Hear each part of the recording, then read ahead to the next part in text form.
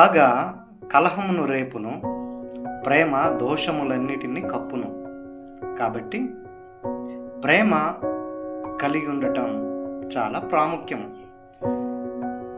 ప్రేమించటం మనం నేర్చుకోవాలి. ఎందుకనంటే ప్రేమ అన్నింటినీ ఓర్చుకొనును, ప్రేమ అన్నింటినీ కప్పును, ప్రేమ అన్నింటినీ తాలుకొనును, ప్రేమ అన్నింటినీ సహించును.